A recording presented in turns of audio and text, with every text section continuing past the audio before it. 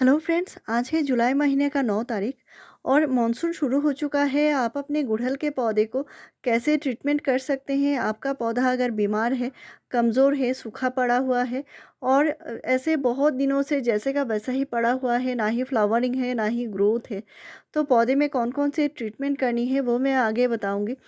आपने नर्सरी से पौधा लाए होंगे और ऐसे बहुत सारे प्लांट होते हैं जो नर्सरी से लाने के बाद अच्छी फ्लावरिंग करते हैं, लेकिन इसके बाद इनमें ना ही फ्लावरिंग आती है, ना ही पौधे में कोई ग्रोथ होती है।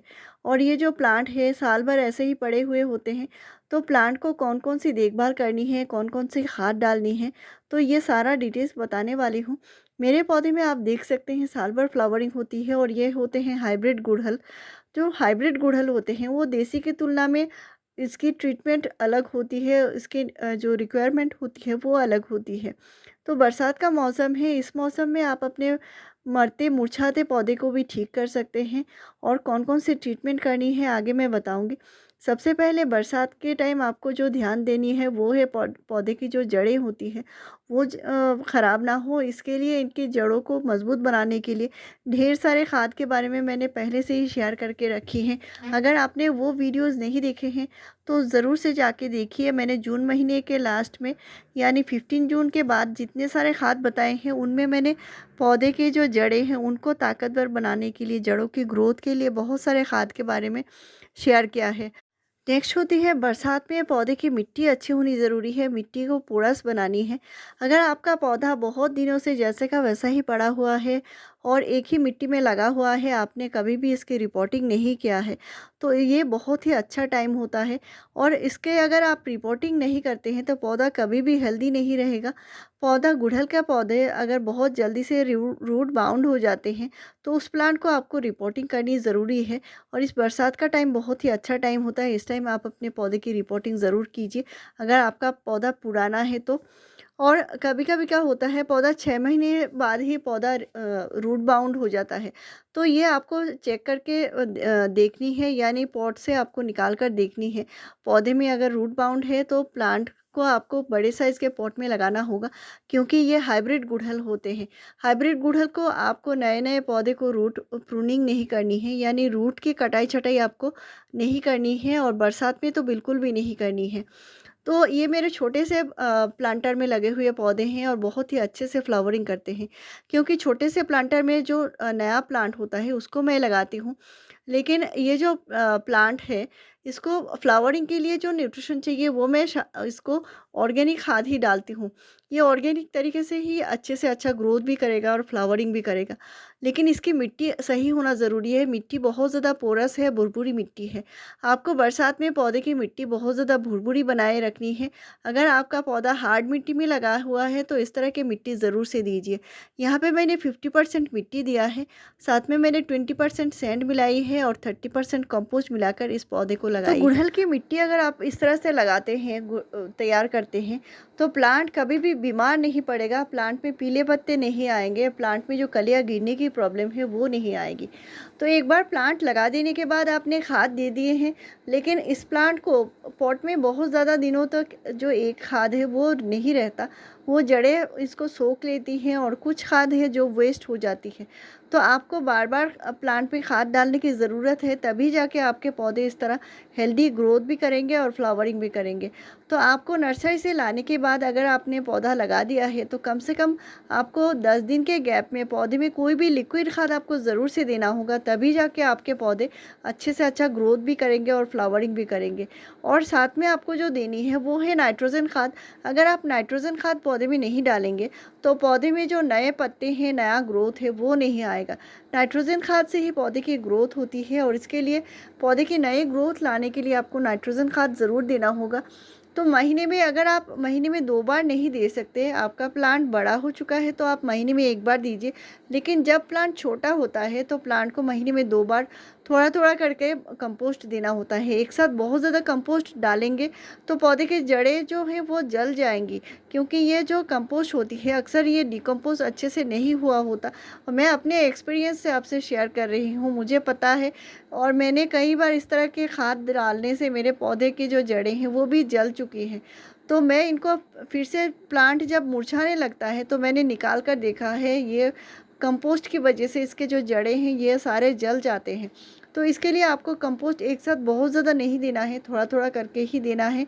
और प्लांट जब पुराना हो जाता है तो आप प्लांट को एक साथ खाद ज़्यादा करके डाल सकते हैं। जैसे आपका पौधा देसी गुड़हल है और पुराना है, जैसे आपका पौधा साल भर 2 साल पुराना है, तो एक साथ आप 1 किलो तक गोबर खाद डाल सकते हैं, यानी पुराना जो गोबर होता है वो डाल सकते हैं। लेकिन जो नया हाइब्रिड प्लांट्स हैं इनको आपको थोड़ी-थोड़ी करके डालना है। और इस तरह के जो पुराने प्लांट होते हैं इनमें मैं अपने घर के जो किचन से निकलता है, सब्ज़ी के छिलके होते हैं, चाय की पत्ती होती है, जो पुराने प्लांट हैं उनमें डालती हूँ।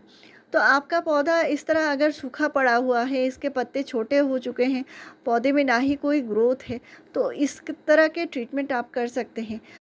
तो ये मेरा 2 साल पुराना प्लांट है और पुराने प्लांट में ग्रोथ बिल्कुल रुक चुकी है, इसके पत्ते छोटे हो चुके हैं और अभी इसमें नया-नया ग्रोथ फिर से आना शुरू हो चुका है। तो बरसात शुरू हो चुकी है और इस वजह से प्लांट में नया ग्रोथ बहुत अच्छे से आ रहा है। इस प्लांट की मैंने जो पुरानी मिट्टी है इनको पूरा निकाल दिया था और रूट बिल्कुल इसके ओपन करके मैंने इसको फिर से नई मिट्टी देकर इसको लगाया है।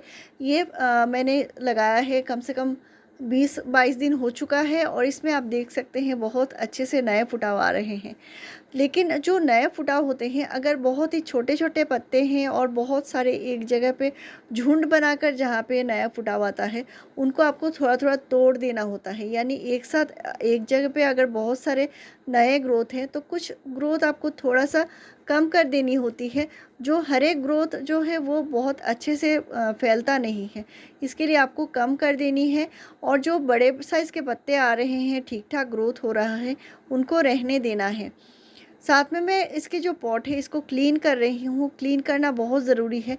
गीली मिट्टी में पॉट में गुड़ाई नहीं करनी है और अभी कुछ ग्रोथ के बाद मैं जब इसके जो रूट है इसको भी चेक करूँगी। इसके बाद अगर ये रूट बाउंड हो जाता है तो इसको बड़े साइज़ के पॉट में भी दूँगी। अभी मैंने छोटा प्लांटर इसलिए दिया है ताकि इसके जो जड़ें हैं वो अच्छे से फैले और जो भी न्यूट्रिशन देते हैं हम वो अच्छे से पौधा ले पाए। इसके बाद अगर आपके पास खुली जगह है, ये मिट्टी है, तो आप इस तरह के पुराने प्लांट को मिट्टी में भी शिफ्ट कर सकते हैं। ये अच्छे से चलते हैं, यानी जो पुराने प्लांट हो जाते हैं ये पॉट की बजाय अगर इनको थोड़े से बड़े साइज़ के प्लांटर देते हैं या मिट्टी में लगाते हैं तो उनकी ग्रोथ अच्छी होती है। तो अभी मैं जो खाद दूंगी ये ट्रीटमेंट आपको भी करनी है।